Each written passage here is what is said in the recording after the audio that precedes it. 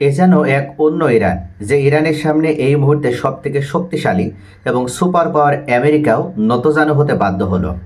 Donald Trump গত শনিবার ultimatum দিয়েছিল 48 ঘন্টার ভিতরে ইরানকে অবশ্যই নতজানু হতে হবে এবং হরমুজ প্রণালী সম্পূর্ণভাবে খুলে দিতে হবে, নতুবা ইরানের জন্য বড় ধরনের কোনো বিপদ অপেক্ষা করছে। এভাবে আলটিমেটাম দেওয়ার পরও ইরান মাথা নত তো করেনি, উল্টো তারা শক্ত প্রতিরোধ গড়ে দিল এবং আলটিমেটাম দেওয়ার পরপরই তারা ইসরায়েলের সবথেকে গুরুত্বপূর্ণ ডিমোনা পারমাণবিক স্থাপনাতে একটা ধ্বংসযজ্ঞ পরিচালনা করে। যে ধ্বংসযজ্ঞ দেখে মার্কিন প্রেসিডেন্ট ডোনাল্ড ট্রাম্প অভিভূত হয়ে যান, অ্যাস্টনিশড হয়ে যান এবং শেষ পর্যন্ত আজকে আলটিমেটাম শেষ হওয়ার পর ডোনাল্ড ট্রাম্প কী পদক্ষেপ নেবে এটা নিয়েও নানা ধরনের যেমন গুঞ্জন শুরু হয়েছিল, ঠিক তেমনইভাবে একটা আতঙ্ক তৈরি হয়েছিল। ইতোমধ্যেই হরমুজ প্রণালীকে কেন্দ্র করে বিশ্ববাজারে তেলের দাম প্রায় অর্ধেক অর্থাৎ 50%-এরও বেশি পরিমাণে বৃদ্ধি পেয়েছিল। এমনকি বিশ্বের বিভিন্ন দেশে তেল নিয়ে এবং জ্বালানি নিয়ে হাহাকার সৃষ্টি হয়েছিল। ঠিক এরই মধ্যে সকলেই আশঙ্কা প্রকাশ করছিল, হয়তোবা হরমুজ প্রণালী যেহেতু ইরান সম্পূর্ণভাবে খুলে দেয়নি বা এখনও অবরোধ আরোপ করে রেখেছে, তাহলে ডোনাল্ড ট্রাম্প এবং ইসরায়েল যৌথভাবে তারা ইরানের উপরে একটা মরণ কামড় দিতে পারে। কিন্তু সকল জল্পনা কল্পনার অবসান ঘটিয়ে যে ইরান মাথা নত করেনি, যে ইরান ট্রাম্পের সামনে পদানত হয়নি, ইরান অবশেষে দেখিয়ে দিয়েছে যে তারা ভেঙে যেতে রাজি আছে, কিন্তু কখনো ডোনাল্ড ট্রাম্প এবং ইসরায়েলের সামনে মাথা নত করতে রাজি নয়। যে ইরান দেখিয়ে দিয়েছে শত্রুর মুখোমুখি দাঁড়িয়ে কিভাবে চোখে চোখ রেখে কথা বলতে হয়, কিভাবে শির দ্বারা মেরুদণ্ড উঁচু রেখে শত্রুর সামনে নিজের মাথা উঁচু রাখতে হয়। এবং অবশেষে ডোনাল্ড ট্রাম্প ইরানের এই সাহসী মনোভাবের সামনে, এই যুদ্ধাংদেহী মনোভাবের সামনে পরাজয় স্বীকার করে নিতে বাধ্য হলো। ডোনাল্ড ট্রাম্প নিজের মালিকানাধীন সামাজিক যোগাযোগ মাধ্যম ট্রুথ সোশ্যালে উল্লেখ করেন, আমি অত্যন্ত আনন্দের সাথে জানাচ্ছি গত 2 দিনে যুক্তরাষ্ট্র ইরানের মধ্যে আলোচনা ফলপ্রসূ হয়েছে। এতে মধ্যপ্রাচ্য আমাদের শত্রুতাপূর্ণ কর্মকাণ্ড সম্পূর্ণ ও চূড়ান্ত সমাধানের বিষয়ে অত্যন্ত ইতিবাচক ও ফলপ্রসূ আলোচনা হয়েছে। এই গভীর, বিস্তারিত ও গঠনমূলক আলোচনার মেজাজ ও সুর বিবেচনা করে আমি প্রতিরক্ষা বিভাগকে আগামী 5 দিনের জন্য ইরানের বিদ্যুৎ কেন্দ্র এবং জ্বালানি অবকাঠামোতে সব ধরনের সামাজিক বা সামরিক হামলা স্থগিত রাখার নির্দেশ প্রদান করছি। এই আলোচনা এখনও শেষ হয়নি, সপ্তাহ জুড়ে চলবে। তবে এটি হামলা না করার সিদ্ধান্ত চলমান বৈঠক ও আলোচনার সাফল্যের উপরে নির্ভর করছে।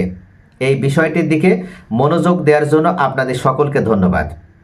তো প্রিয় দর্শক, অবশেষে ইরানের জয় হলো এবং ইরান আগে ঘোষণা দেয়নি, ইরান কোনো ধরনের কোনো আলোচনায়ও বসেনি, কিন্তু ডোনাল্ড ট্রাম্প তিনি এই কৌশল অবলম্বন করে আপাতত নিজের পিঠ রক্ষা করার পথ বের করে নিল। অর্থাৎ এই মুহূর্তে ইরানের শক্তির কাছে পরাজিত হয়ে গেল ডোনাল্ড ট্রাম্প, এমনকি নেতানিয়াহু, এবং তারা শেষ পর্যন্ত এই বিষয়টি তারা নিশ্চিত হতে পেরেছে যে যত চেষ্টাই করা হোক কোনোভাবে ইরানের সাথে তারা পারবে না। একের পর এক ইরান তারা যেভাবে তাদের গোপন অস্ত্রগুলো প্রকাশ্যে নিয়ে আসে এবং তাদের সামরিক সক্ষমতার প্রমাণ দিয়েছে, তাতে করে ডোনাল্ড ট্রাম্প ভয় পেয়ে গিয়েছিল এবং তারা খুব নিকটেই যুদ্ধবিরতি করতে যাচ্ছে বলে একটা ইঙ্গিত পাওয়া যাচ্ছিল। এমনকি ইসরায়েলের সাবেক প্রধানমন্ত্রী তিনি উল্লেখ করেছেন যে কোনোভাবে বা শত চেষ্টা করেও যত শক্তি প্রয়োগ করা হোক না কেন, ইরানকে কখনো দমানো যাবে না বা ইরানের শক্তি সম্পূর্ণভাবে শেষ করা যাবে না। কেননা এই ইরানকে আমরা যেটা দেখছি, বাস্তবে এই ইরান আসল ইরান নয়। ইরানের আসল যে চেহারা সেটা সম্পূর্ণভাবে ভূগর্ভস্থ এবং মাটির নিচে লুকায়িত রয়েছে। অর্থাৎ আমরা পৃথিবীর উপরিভাগে বা মাটির উপরিভাগে যে ইরানকে দেখি, এই ইরানটি দুর্বল হতে পারে, কিন্তু মাটির নিচে যে ইরান রয়েছে সেই ইরান অত্যন্ত শক্তিশালী, যেটা আমেরিকা ইসরায়েলের সম্মিলিত শক্তির থেকেও বেশি শক্তিশালী। ইসরায়েলের প্রধানমন্ত্রীর এই ঘোষণার পরপরই ডোনাল্ড ট্রাম্প অবশেষে পরাজয় স্বীকার করে নিল এবং তিনি নিজে থেকেই ঘোষণা দিল যে আগামী 5 দিন তারা ইরানে কোনো ধরনের কোনো হামলা করবে না, ইরানের জ্বালানি এবং বিদ্যুৎ কেন্দ্রে কোনো হামলা করা হবে না। অর্থাৎ ধীরে ধীরে মোস্তফা আলী খামেনির কাছে করজোর করে ক্ষমা চাচ্ছে যে যা হবার হয়েছে, ভুল হয়ে গিয়েছে, ছেড়ে দেওয়া কেঁদে বাঁচে অবস্থা। অর্থাৎ কোনোভাবেই ইরানকে যখন আর নতজানু করতে পারলো না, তখনই ডোনাল্ড ট্রাম্পই বাধ্য হয়ে এই যুদ্ধবিরতির দিকে হাঁটলো। এখন যতই চেষ্টা করা হোক, ইরান আসলে যুদ্ধবিরতিকে মানবে? ইরানকে ডোনাল্ড ট্রাম্পের এই কথার উপরে ভিত্তি করে হরমুজ প্রণালী খুলে দেবে? ইরানের পক্ষ থেকে আসলে কি জানানো হচ্ছে? এখনও ইরানের আইআরজিসির পক্ষ থেকে কোনো স্পষ্ট বিবৃতি প্রদান করা হয়নি। তবে দিমিত্রি মেদভেদেভ, সাবেক এই রাশিয়ান প্রেসিডেন্ট, তিনি উল্লেখ করেছেন ইরানের যে ক্ষয়ক্ষতি হয়েছে এবং ইরান যে 5টি শর্ত জুড়ে দিয়েছে, যতক্ষণ পর্যন্ত ইরানের এই 5টি শর্ত পূরণ না হবে ততক্ষণ পর্যন্ত ইরান কোনোভাবেই যুদ্ধবিরতির দিকে যাবে না। অর্থাৎ ইরানের এখন পর্যন্ত তারা আমেরিকা এবং ইসরায়েলকে বিশ্বাস করে দেখেছে, তারা আমেরিকার কথা বিশ্বাস করেছে, ইসরায়েলের কথা বিশ্বাস করেছে, অন্যান্য যারা যুদ্ধবিরতির জন্য লবিং হিসেবে কাজ করে তাদের কথা বিশ্বাস করে দেখেছে, কিন্তু কারোর কথাই শেষ পর্যন্ত টেকেনি বা কোনো যুদ্ধবিরতি স্থায়ী হয়নি। ঠিক 6 মাস পরেই আবার ইরানে হামলা করা হয়েছে এবং ইরানের শীর্ষস্থানীয় নেতৃবৃন্দকে হত্যা করা হয়েছে, টার্গেট করা হয়েছে। মূলত ইরান এইভাবে আর চলতে চায় না। ইরান চায় যে এবার একটা চূড়ান্ত এসপার হোক, যেভাবে হোক, হয় আমেরিকা থাকবে, হয় ইসরায়েল থাকবে, নতুবা ইরান থাকবে। হয় ইরান টিকে থাকবে, নতুবা ইরান চিরদিনের জন্য ধ্বংস হয়ে যাবে, কিন্তু তারপরও তারা শত্রুর সামনে মাথা নত করবে না। ইরানের এমন ইতিহাস রয়েছে যারা কখনো শত্রুরকে আগে আক্রমণ করে না, যখনই তারা আক্রমণের শিকার হয়েছে তখনই তারা পাল্টা আক্রমণ করেছে। এরপরও ইরান কেন বারবার তাদের শীর্ষস্থানীয় নেতৃবৃন্দকে হারাবে?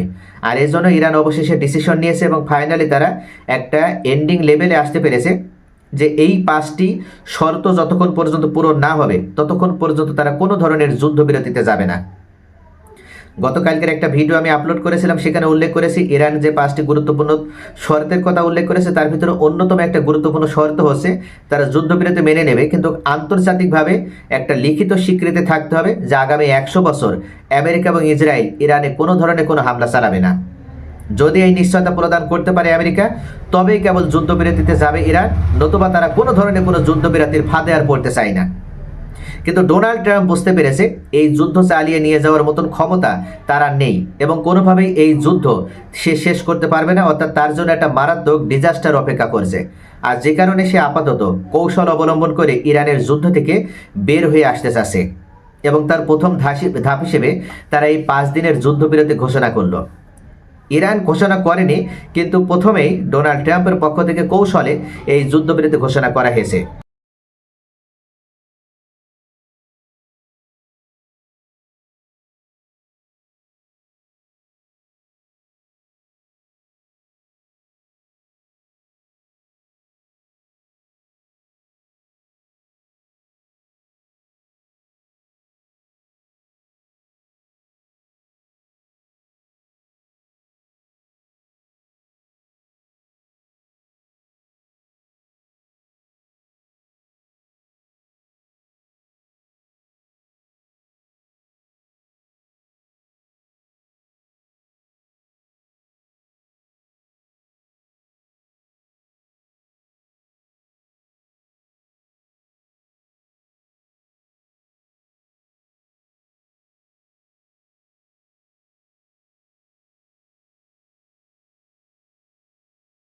ডোনাল্ড ট্রাম্প যত চেষ্টাই করুক এই যুদ্ধবিরতির যে ফাঁদ, এই ফাঁদে ইরান কোনোভাবেই পা দেবে না, এটা নিশ্চিত। এবং ইরান খুব ভালোভাবে জানে যার কিছুদিন তারা মাথা উঁচু করে যদি ধরে রাখতে পারে, তাহলে ডোনাল্ড ট্রাম্প এবং নেতানিয়াহু তারাই ইরানের যে দেওয়া 5টি শর্ত, সেই 5টি শর্তও যেমন মেনে নেবে, ঠিক তেমনইভাবে তারা ইরানের বিরুদ্ধে এতদিন সেই 5টি শর্ত যেমন তারা মেনে নেবে, ঠিক তেমনইভাবে ডলারের পতন ঘটবে, আমেরিকার পতন ঘটবে এবং নতুন সুপার পাওয়ার হিসেবে ইরান, রাশিয়া ও চীনের সম্মিলিত শক্তির উদ্ভব ঘটবে।